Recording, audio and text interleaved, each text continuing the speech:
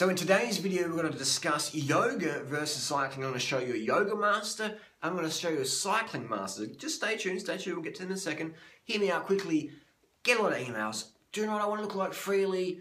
I do 20 hours of yoga a week or whatever, lots of yoga. I don't have a bike.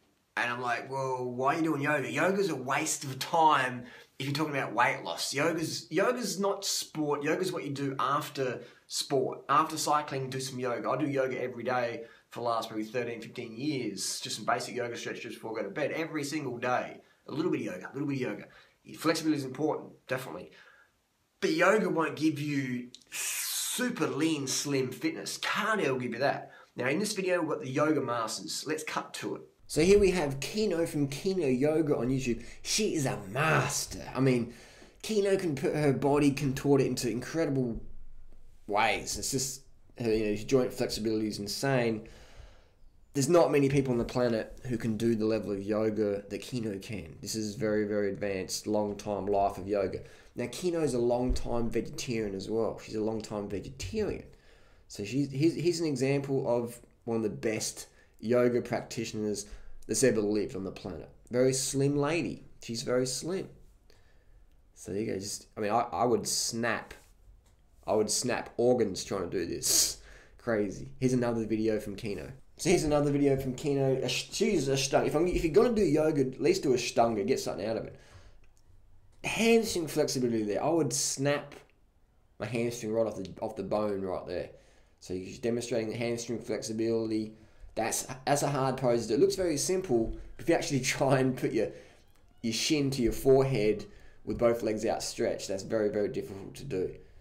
And so that's hamstring flexibility, world class there. And now we're going to stretch out glute and hip flexor a bit. Try and do that, but don't try and do that because you're probably going to snap something. So here we go. Probably the most flexible person on the planet.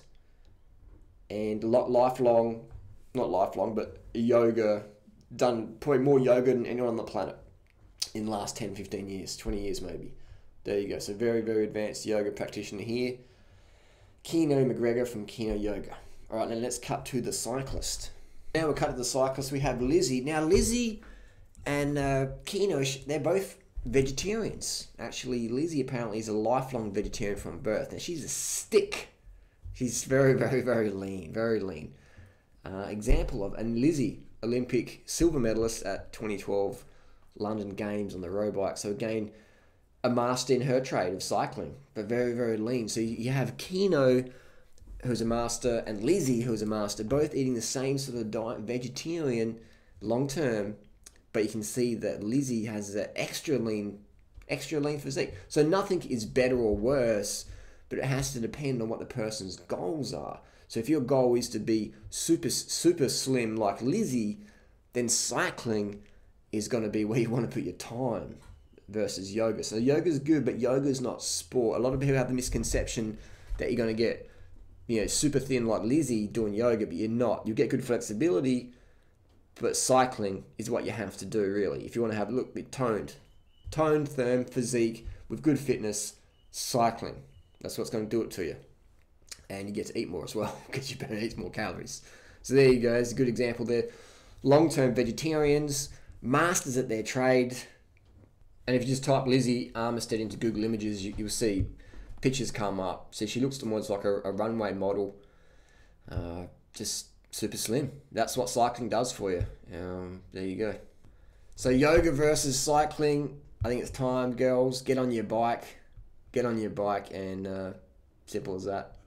I remember back in 2007, Freely was big into Ashtanga yoga, and I'm like, what the fuck are you doing, mate? This is a waste of time. This is a waste of time, like spending that much time doing flexibility work. A few minutes a day of yoga is fine, but Freely's goal was to get leaner. So I'm like, dude, get on the bicycle. So I don't know, I cycle, I've never had a bike. So Freely started cycling at age 27, and no looking back now. And yoga, Freely doesn't even bother with yoga anymore. Her flexibility is down the clacker, but she's raw thin. So that's a good modality you can use. If you're getting too thin from cycling, cut down the cycling, maybe stay on the flats and do more yoga. But if you've got more ballast you want to shift down, do less yoga, more cycling. So you can just sort of jump between the two. Both have their place. But cycling is really to build that stamina, yeah. But if you gain, I don't recommend cycling if you're too thin already.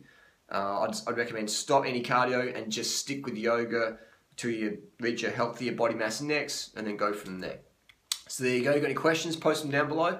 We'll see you next video.